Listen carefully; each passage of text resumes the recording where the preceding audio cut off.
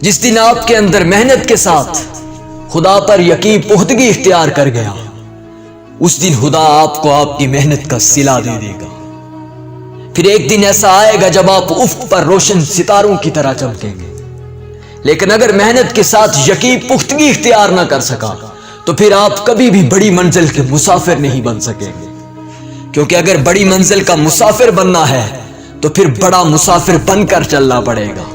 پھر اپنے اندر محنت کے ساتھ یقین کی پختگی بھی اختیار کرنی پڑے گی، کیونکہ اگر آپ محنت کرتے ہیں لیکن آپ کے پاس وہ یقین نہیں ہے تو آپ کبھی بھی اپنی منزل سے جا کر نہیں ملیں گے۔ آپ کے پاس مقصد بھی ہے، محنت بھی ہے، آپ نے سب کچھ تعین کر لیا ہے، لیکن آپ کے اندر وہ یقین نہیں ہے تو پھر آپ اکثر بڑے طوفانوں کی زد میں آ کر فنا ہو جائیں گے۔ یاد رکھنا کہ محنت کے ساتھ ساتھ اپنے اندر یقین کی پختگی بھی اختیار کر لینا، کیونکہ یہ یقین ہی ہے جو انسان کی مشکلوں کو ہمیشہ توڑ کر آگے لے کر چلا جاتا ہے۔ یہ یقین ہی ہے جو بڑی بڑی دیواروں کو گرا کر آپ کو آپ کی منزل سے جا کر ملوا دیتا ہے۔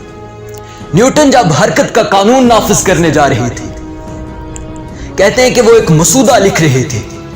وہ جس کمرے میں کام کر رہے تھے وہ کمرہ پیپروں سے بھرا پڑا تھا، وہاں کاغذ ہی کاغذ پڑے تھے۔ نیوٹن جب اٹھ کر واش روم میں جاتے ہیں، ان کا کتا وہاں پڑے چراغ کو جا کر ٹھوکر دیتا ہے، وہ چراغ گرتا ہے اور وہ سارے مسودے جل جاتے ہیں۔ نیوٹن جب واپس آتے ہیں وہ دیکھتے ہیں کہ اتنے سالوں کی محنت ان کی آنکھوں کے سامنے رائیگاں ہو چکی ہے، لیکن اس وقت ہار نہیں مانتے، کیونکہ ان کے اندر وہ یقین تھا کہ انسان کو خدا محنت کا صلہ دیتا ہے۔ اس یقین نے انہیں پھر ایک بار کام کرنے پر مجبور کر دیا، اور انہوں نے اس وقت ایک جملہ کہا تھا۔ ان کے کتے کا نام ٹونی تھا۔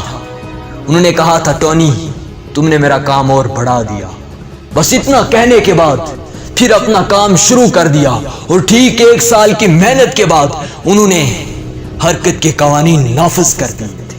اسے کہتے ہیں ول پاور، کہ گرنے کے بعد اگر کوئی پھر اٹھ جائے تو یاد رکھنا کہ اس کے پاس محنت کے ساتھ یقین کی پختگی بھی ہے، جو انسان کے اندر ایک بار پھر اٹھنے کے لیے، ایک بار پھر لڑنے کے لیے، ایک بار پھر کمر بستہ ہونے کے لیے مضبوطی پیدا کر دیتی ہے۔